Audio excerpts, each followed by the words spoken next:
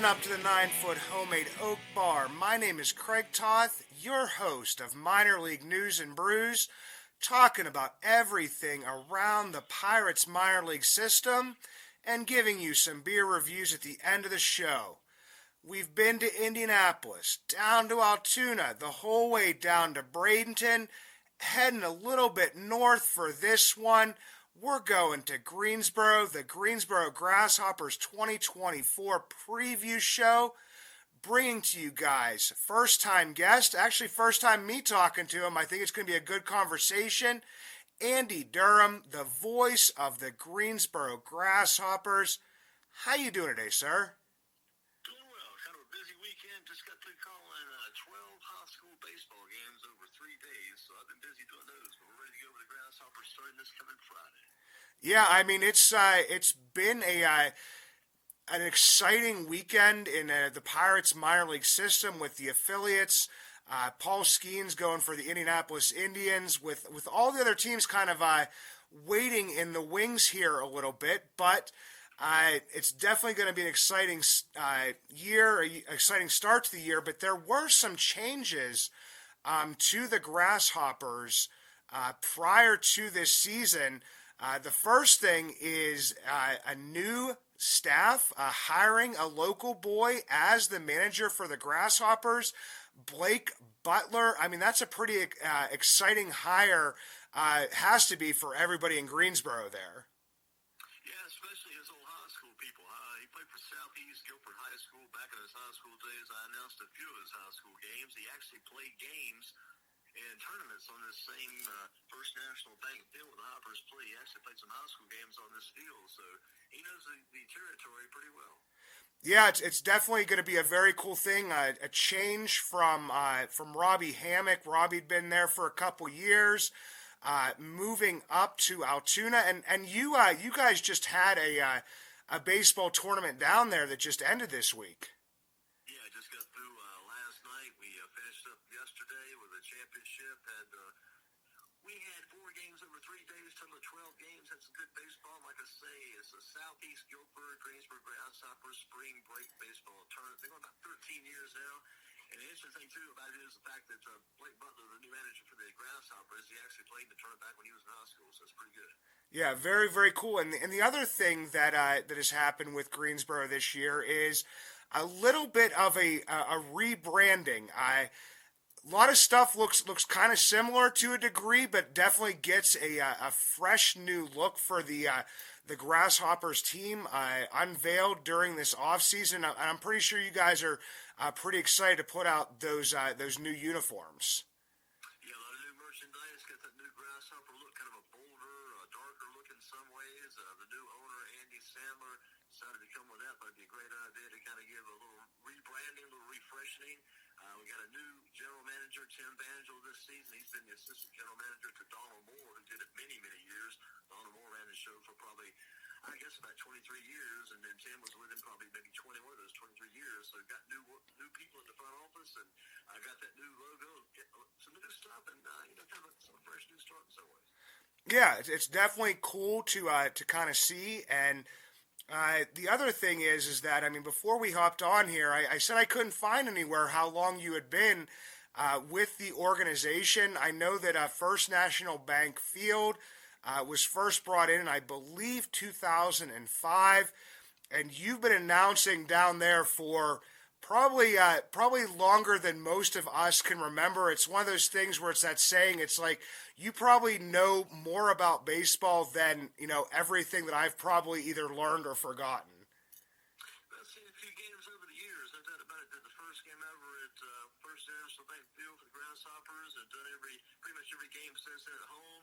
And did games last year, the Greensboro Bats at the old baseball stadium, War Memorial Stadium, did Bats games there. Even did Greensboro Hornets games back when the Hornets played at War Memorial Stadium. I did some games in the 80s, the 90s, the 2000s, 2010s, and 20s, but took over full-time and been doing it full-time now, but all the home games, 20 years, yeah. Yeah, and that's what people also, before we hopped on here, was talking about the fact that, I mean, you've been part of the Pirates organization now here for about 4 years. I mean, the COVID thing kind of threw everybody for a loop. I know that when Greensboro came back in and they became the high A team as opposed to the low A team, you guys and Bradenton had flip flopped a little bit. They tried the high A East and the high A West, and now it's the North and the South.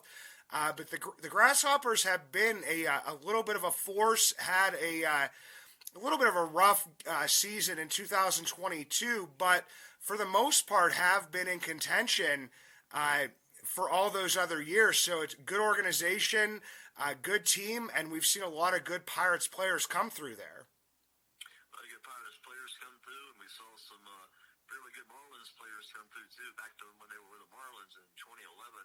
With the current Pirates hitting coach, Andy Haynes was our manager then back in 2011 when he was in the Marlins organization. Andy Haynes, the hitting coach now for the Pirates, he was the skipper in 2011. Had guys like Christian Yelich, Marcell Ozuna, Isaac Galloway. We had Mark Cannon at first base, J.G. Remuto behind the plate. Just a ton of good players back then when they won the titles. The first titles was back when the guys like Don Manley and those guys when the Yankees were here back in the 1980s. So it's been a long time, but Andy Haynes was the man then. He's still with the Pirates, which is a good thing, I think. Yeah, I couldn't agree with you more on that. It's man, just a lot of history there, a lot of cool stuff and everything.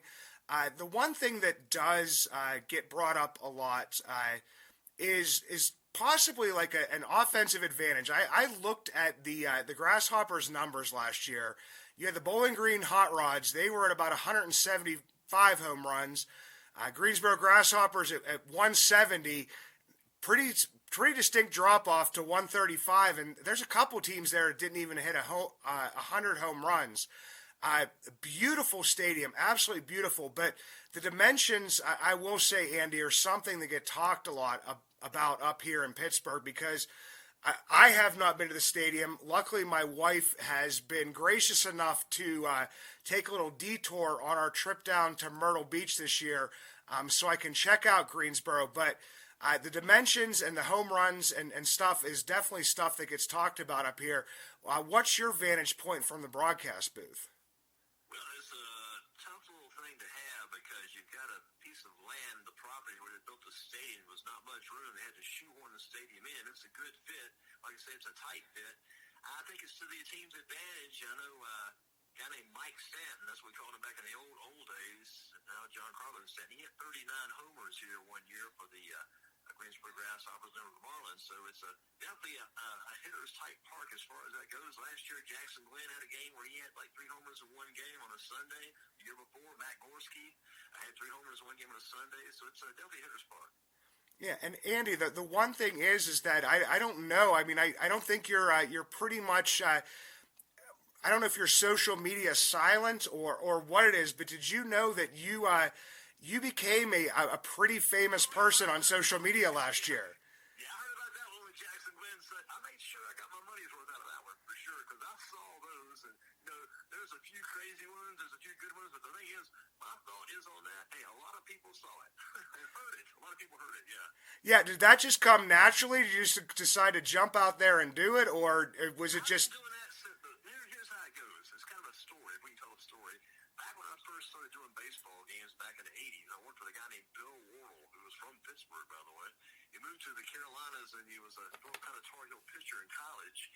And then Bill opened up some laundries in Greensboro, some corn-operated laundries, good businessman. He also loved baseball. They got him to start calling and announcing some baseball games with the old Greensboro Hornets. So a guy named Bob Lick. Anyway, I got with Bill. Bill said, I want you to help me on some games. I started helping him on some games. I thought I was going to get the deal to be a color commentator, but then later on, Bill said, get out in the stands with a scorebook, start keeping score because you're going to fill in for me when I'm gone. So, and then when I got in the press box, I started doing games. Bill said, you got to have a home run call. I said, this is interesting, home run call. I heard some people do some of those. And I said, well, I came up with that sucker's long gone, and I've used it ever since. Yeah, and like I said, it was something that definitely hit a spark here. Got you on there, and it was very, very cool, very, very cool to see. And like we've talked about. It's a little different. It's the kind of thing I can hold that long gone call if I'm lucky. I can hold it the whole time they go around the bases. What I did last year, I said, this thing has gotten pretty interesting. People have heard it a lot. I think I want to change it a little bit. So I tweaked it later in the season. I started doing a long gone thing. We hit second base, and then I let up a little bit right before he got home and hit it again. But I did some adjustments. I actually used it in a high school tournament. That tournament this weekend, I used it again. I hadn't brought it up in a long time. I said, "Well, I still got it." It's still hanging around with that call. Yeah. Yeah, it definitely. Like I said, very, very, very enjoyable for us up here, and especially anytime like a Pirates minor league organization gets mentioned. I mean, I'm a huge minor league baseball fan, so for me, it's always a very cool thing to see. And you talk about all the players that have come up, throughout the system, and within the past few years for the Pirates, you've had Tamar Johnson there, Liover Peguero, Bubba Chandler. I mean, just the list goes on.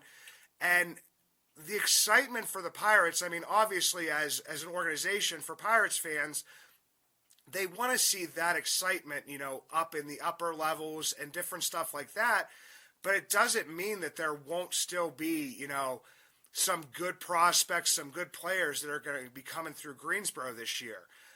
Coming to... One guy you were talking about, too, you talked about some of the guys up there. Jared Jones actually pitched for a little while, too, back in his day. So he had a pretty good major league debut. I think he struck out 10, so he's another guy. And there's, like you said, there's been a ton of guys that came through. Henry Davis was here briefly, too, his one season through here. And then you mentioned Tamar Johnson. Also, when Jack Brannigan got here last year, Jack was hot from the very beginning. I think he had home run his first game. He was really hot here last summer. Yeah, and there's going to be more this year because, I mean, I'm looking at, I know the rosters, haven't been officially announced yet. That's the quirks of trying to record a preview show for a lot of the times. I mean, I did one with Jack McMullen. We did the first one, and we thought Indianapolis would be easier to predict, and that one kind of even got thrown for a loop at different times. So this one, it gets even more difficult with starting a little bit later and everything. But, I mean, I look at like a pitcher like Owen Kellington, who pitched well in Bradenton last year, Mitch Jebb, second-round draft pick out of Michigan State, Charles McAdoo. I mean, unfortunately, I thought that maybe Shunchuk Shim would be there, but I saw he went on the 60-day. Thomas Harrington, a guy who, struggled a little bit at the beginning of last year in Greensboro, but then kind of turned it on a little bit. He's dealing with a little bit of a shoulder issue, but there's still going to be a decent amount of, promising prospects that are going to pass their way through Greensboro this year. Yeah, I was impressed with Harrington last year. Harrington and Bubba Chandler were two pretty good, solid pitchers last year. Struggled some Harrington, but I think if he's back again this year, it could bode him well. Yeah. Yeah, and that's the thing with. I talked to. I mean, like I said, you've seen a lot of baseball, but everybody talks about the step up from AAA to the majors. But in my opinion, I mean, going from high A to double A, that's like one of the bigger steps as well, because you're getting in there with guys who are learning to locate their stuff a lot better. They're getting a lot more polished. And so I know that, like I said, I don't want to go back to it, but people are saying, well, the numbers are big in Greensboro and then they're not as big when they come to Altoona. And yes, some of that may have to do with the field, but also it has to do with the level of competition. Oh, yeah, it changes for sure. I mean, you look at Indianapolis, you got Liover Peguero, you got Nick Gonzalez, Quinn Priester, J.C. Flowers, several guys there. And you got some guys at double A doing pretty well, too. So it does change a lot. And you see guys who you thought would be at the major league level, they get sent back down to begin the season, but those guys are coming back up later on, too. There's no doubt about it. Yeah, it's definitely a very, I mean, baseball is just hard. I mean, it's fun and we all enjoy it, but the guys that are out there doing it every day, it's extremely difficult. But I mean, I don't want to put you on the spot here, but I always ask the guys are the broadcasters, if there is like maybe one hitter and one pitcher that you're possibly, looking forward to seeing this year. If it's somebody repeating, that's fine as well. But just as a broadcaster and a baseball fan, a game that you get to call, are there any guys that you're hoping to see this year that you maybe didn't get to see, or guys that you may get to see again? If I could see this one kid, I'm not sure he's going to be at Nick Smillo. If I could see him again, I'd like to see him again, the catcher. I'm not sure if it'll be at double A or here, but there's a good chance. He came in last year with that bunch of Bradenton kids. They sent a bunch in from Bradenton. Brannigan, Samillo, Joshua Seitler, and also Tamar Johnson all came within a couple weeks of each other. It's almost like Bradenton's here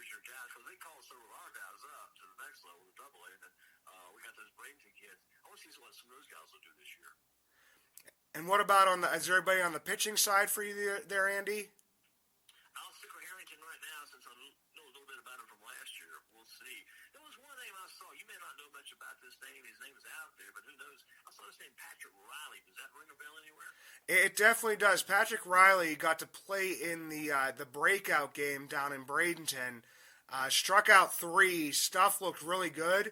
And, a lot of people probably hadn't heard of him before that. Just because, a draft pick from the previous year, the Pirates, at times, will slow play their pitchers, especially, the year after they draft them, because you don't know how many innings they pitched in college, high school. They like to bring them down to Pirate City and work them out a little bit. But, yeah, Patrick Riley is somebody who I feel could, maybe jump onto people's radar a little bit more this year.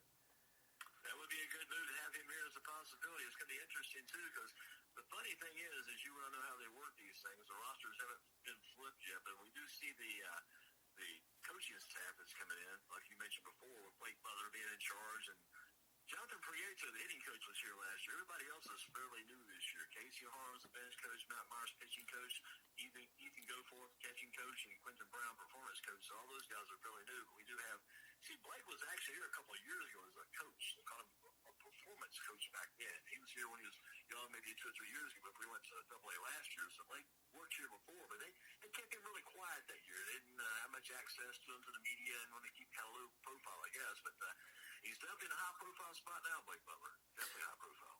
Yeah, and that's one thing I've noticed. I talk about all the time when I'm doing this show with the Pirates organization and different stuff is that each year it seems to be that they're adding different coaches and different stuff to the staff.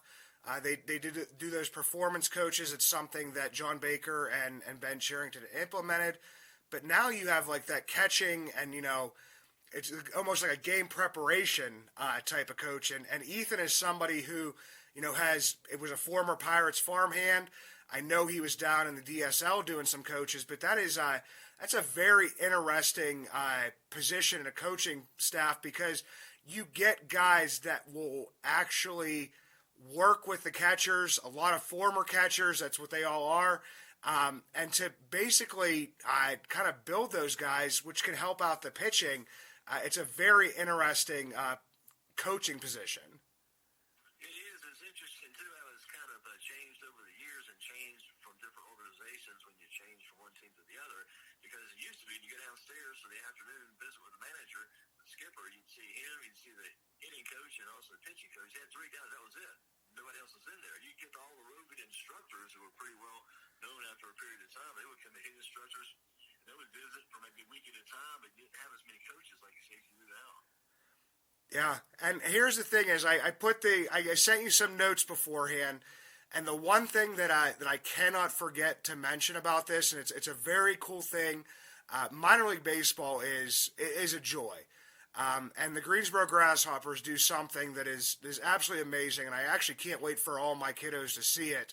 The bat dogs is something that other places have it, but it kind of seems like that Greensboro has fully embraced it.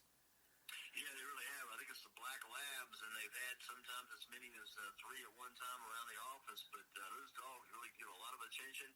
And, you'll be broadcasting the game.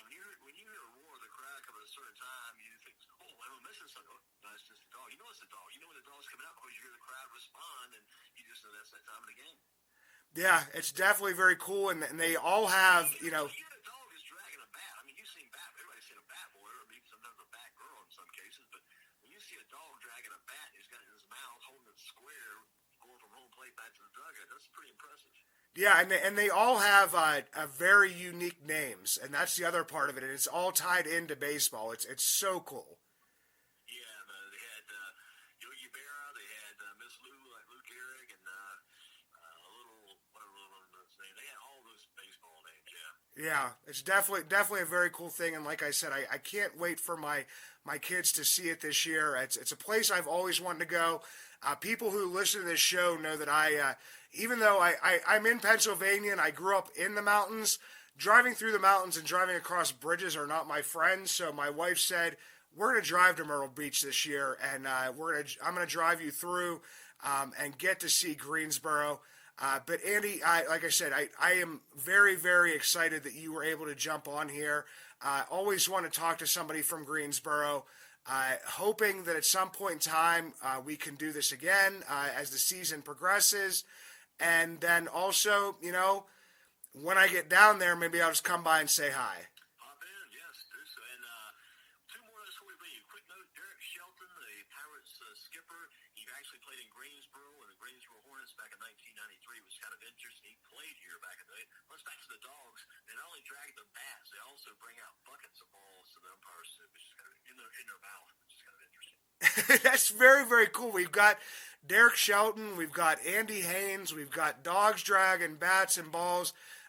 For anybody that doesn't, please follow this podcast, listen to it. And like I said, Andy, thank you so much, sir. I really appreciate this. And to everybody who's listening to this, we're recording it on Easter, so happy Easter out there to all who celebrate. Very good. We appreciate your time, too, and the good work you're doing. Hope to see you in Greensboro when you drive through your wife going to Myrtle Beach.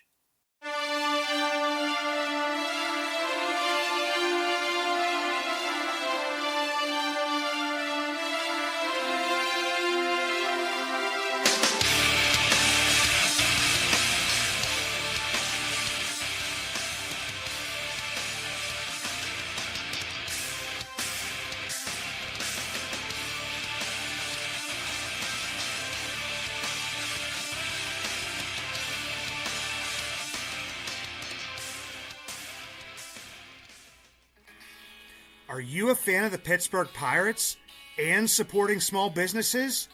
If so, Bucs in the Basement has you covered.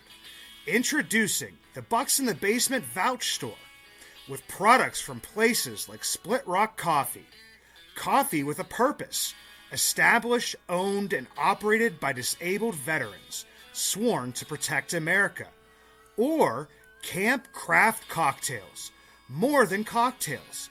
It's a mission to build longer tables where everyone is welcome.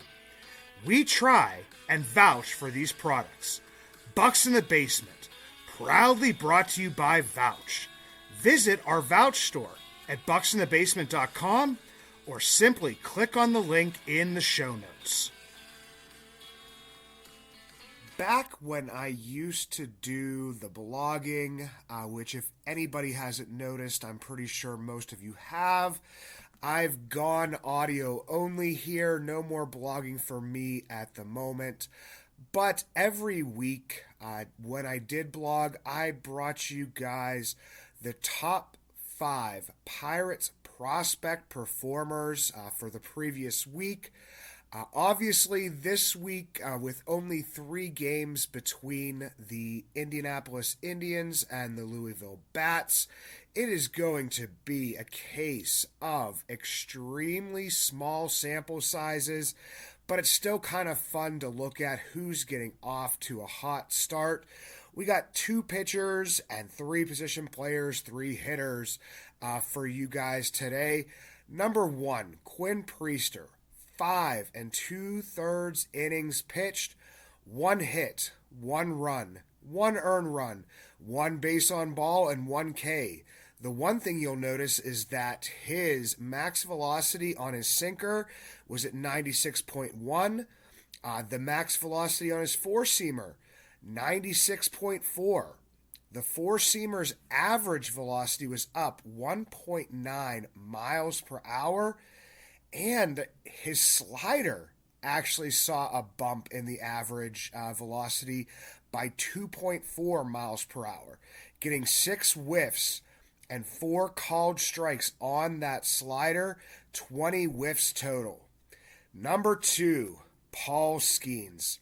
3 innings pitched, 0 hits, 0 runs, 0 earned runs, 0 base on balls, and 5 Ks. 12 whiffs, 12 pitches, over 100 miles per hour, 5 swings on that slider, 4 whiffs, a total of 6 called strikes and whiffs.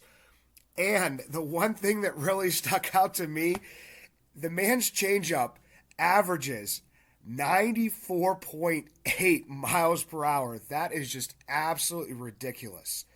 Number 3, Nick Gonzalez. Yep, Chris and I talked about him last week on Bucs in the Basement, and Chris called me out for dropping him on our Dynasty League. He led off all 3 games, 15 plate appearances, 4 Ks, 0 walks, a 400 average, a 1.133 OPS, a home run, and 2 doubles. Number 4, Gilberto Celestino. Pirates signed him to a minor league contract back right before Thanksgiving in 2023. Had played some time in Minnesota, got 370 career MLB at bats. Average in OPS doesn't look great during that time. 238 average, a 615 OPS. So far for the Indianapolis Indians, 14 plate appearances, 3 walks, 2 Ks, 2 doubles. Good for a 455 average and a 1.207 OPS. Number 5, Liover Peguero. Everybody was sad when Liover got sent down. Chris and I talked about the flu bug that kind of caught him, needs to work himself back up. Liover got 15 plate appearances, 0 walks, 4 Ks, 2 doubles, good for a 333 average and an 800 OPS. Hoping that Liover keeps it going. If Nick Gonzalez keeps it going, it's going to be a good problem to have all of those guys in the middle infield to go along with Jared Triolo. And if you guys like this segment, I am going to try to do this every week, keep it going to kind of fill in during minor league news and brews, and give you guys a little update of who the top 5 Pirates prospect performers are each week. A pitcher of beer, a pitcher of beer, let's order another pitcher of beer. That pitcher of beer should come over here. I love that pitcher of beer.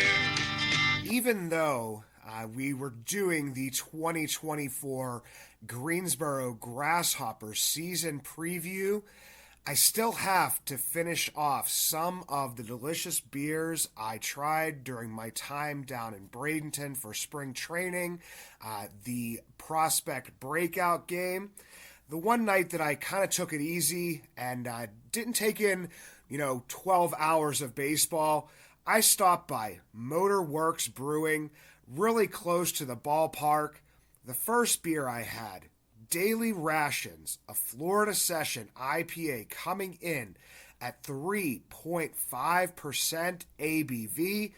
Give that one a 475, knock it down to 425. The second beer, this is a light lager, 4.5%. Give that one a 425, knock it down to 375. A hatchback hazy, 5.4% ABV. Give that one a 450, knock it down to 400. And finally, the Longboat Light, a light citrus lager. Like the little bit of the citrus taste on this one, 4.5%.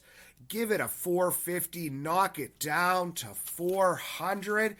Next week, I will be reviewing the beers that I drank on Easter, had an adult Easter egg hunt. One of our friends was kind enough to hide a 6-pack of beers for us. Also went out to brunch for Easter with the wife and my youngest.